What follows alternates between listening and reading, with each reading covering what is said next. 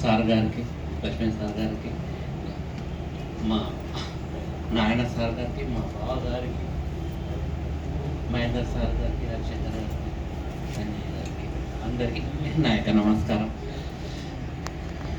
మా పంచాయతీ కార్యదర్శులకు, మా సర్పంచ్లకు, మా బంధుమిత్రులకు అందరికీ నా యొక్క నమస్కారం. నేను 91లో జూనియర్ అసిస్టెంట్గా కోడ సంగీనగర్ ఉన్న కోడలో అపాయింట్మెంట్ అయినా అక్కడ 15 సంవత్సరాలు చేసిన. అక్కడి తర్వాత మండల పరిషత్కి వెళ్ళిన సీనియర్ అసిస్టెంట్గా. దోమలో 6 మంత్స్ చేసి తర్వాత యాచరం రంగారెడ్డి జిల్లా యాచరంకి వచ్చిన. కాకపోతే ఏంటంటే అక్కడ స్కూల్ వాతావరణానికి ఇక్కడ మండల పరిషత్ వాతావరణానికి తేడా. సరే, అక్కడ ఇక్కడి వరకు అక్కడి వరకు ఇక్కడ కొన్ని రోజులు ఇబ్బంది పడ్డా అనుకోండి. తర్వాత మళ్ళీ ఈ డిపార్ట్మెంట్ ఈ ఫీల్డ్ వర్క్ వచ్చాక కొద్దిగా చాలా ఇబ్బంది పడ్డాను. కానీ అయినా కూడా నా సాయశక్తుల నాకు తెలిసినంత వరకు నా పనులు చేసుకుంటూ మా సెక్రటరీలకు కూడా సూచనలు సలహాలు ఇస్తూ వాళ్ళని కూడా ఎక్కడ వాళ్ళని నేను ఇబ్బంది పెట్టకుండా వాళ్ళు కూడా ఎక్కడ ఇబ్బంది పడకుండా సూచనలు సలహాలు ఇచ్చుకుంటారు. కొందరికి ఎక్కువ, కొందరు నేను చెప్పిన సలహాలు పాటించారు, కొందరు గెటాన్ అయ్యారు అని. కానీ కొన్ని మనం ఏంటంటే ఇది ఫీల్డ్ వర్క్లో ఇటు పంచాయతీరాజ్ వ్యవస్థలో కొన్ని ఇబ్బందులు ఉన్నాయి. ఫీల్డ్ వర్క్కు ఎట్లా అంటే ఇప్పుడు రాజకీయ పరంగా ఇటు ఉద్యోగ పరంగా చట్టం ఒకటి చెప్తుంది, ఇక్కడ ప్రజలు ఒకటి అడుగుతారు. ఎందుకంటే ఈ రెండింటికి కొద్ది డిఫరెన్స్ ఉంటుంది. ఆ తేడాను సమన్వయం చేసుకుంటూ చేయాలంటే ఇటు పంచాయతీ సెక్రటరీలు ఇబ్బంది పడ్డారు, వీళ్ళిద్దరిని మేము మెయింటైన్ చేయాలంటే మేము ఇబ్బంది పడాల్సి వచ్చింది. ఏది ఉన్నా మనం అందరము చట్టాన్ని కట్టుబడి ఉండవలసి వస్తుంది. చట్టపరంగానే ఏదైనా పనులు చేయాలి.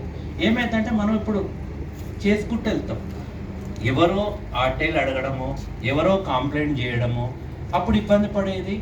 అటు పంచాయతీ సెక్రటరీలు ఇబ్బంది పడుతుంటారు, అటు పాలకవర్గం సర్పంచులు ఇబ్బంది పడుతుంటారు. ఎందుకంటే చెక్ పవర్ ఏమో సర్పంచులకు ఉంటుంది, ఇది ఫీల్డ్ వర్క్ ఆఫీస్ వర్క్ చేయడమో పంచాయతీ సెక్రటరీలకు ఉంటుంది. కాబట్టి మీరంతా సమన్వయంగా చట్టానికి కట్టుబడి పని చేస్తే అటు సెక్రటరీలకు ఇబ్బంది ఉండదు, అటు సర్పంచ్లకు ఇబ్బంది ఉండదు, ఎవరితోటి ప్రాబ్లం ఉండదు. ఈ కంప్లైంట్లు ఇవన్నిటికీ మనం తలొగ్గవలసిన పని ఉండదు. అదొకటి. మేడం గారు నాకు సుమారు 10కి వచ్చినప్పటి నుంచి పరిచయము. ఇక జగన్న గారు అయితే ఎప్పుడు తరచూ ఫోన్లు చేస్తుండేది, ఎంపీ సార్ ఇక్కడ ఈ ప్రాబ్లం ఉందని. ఎక్కడ నాకు కొండాపూర్ కన్నా కందిలు ఉన్నప్పుడు చాలాసార్లు చేసేది జగన్న. ఎప్పుడు అన్న ఇది కొద్దిగా ఇట్లా ప్రాబ్లం ఉంటుంది అంటే సరే మంచిది, ఇక ఏం చేస్తాం, మనం చట్టాన్ని కట్టుబడే చేయవలసి వస్తుంది. ఏం చేస్తాం, ఇక మీరు కూడా దాన్ని మీ డ్యూటీ మీరు చేయాలి కదా.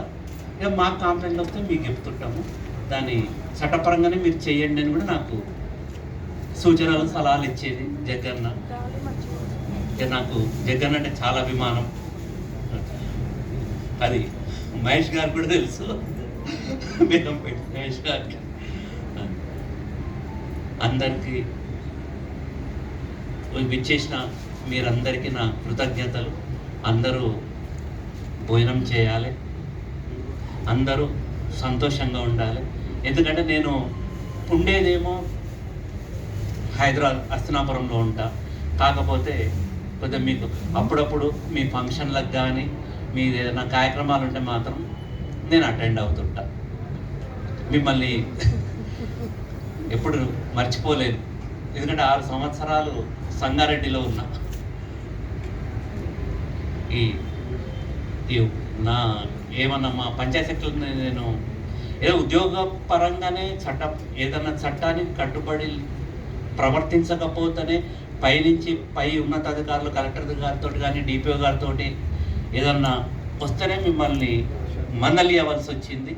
అది ఉద్యోగపరంగానే మందలిచ్చినా కానీ వ్యక్తిగతంగా మాత్రం నాకు ఎవరి మీద అలాంటి చర్యలు ఏం తీసుకోలేదు. అందరికీ సామరస్యంగా చెప్పుకుంటే పని చేయించుకున్నా. పేపర్ మీద మాత్రం ఎక్కడ పెట్టలేదు. ఎందుకంటే ఆ పేపర్ మీద పెడితే మీరు ఎంత అవస్థ పడతారో, ఆ ఛార్జ్ మెమోలు డ్రాప్ చేసుకోవడానికి ఎంత ఇబ్బంది పడుతుందో, సంవత్సరాలు పడుతుంది. మళ్ళీ సర్వీస్లో ప్రమోషన్లు అయిపోతాయి. ఇలాంటి ఇబ్బంది ఉంటుందనే నేను ఎవరి మీద చెప్పుకుంటే వచ్చినా కానీ అలా చేయలేదు. అది ఏదో నాకు మీరంటే అభిమానంతో అలా నడిపించిన నా సర్వీస్ అంతా ఇక్కడ ఎంపీఓగా ఈ ఉపన్యాసాన్ని ముగిస్తున్నాను. అందరికీ నా యొక్క నమస్కారం.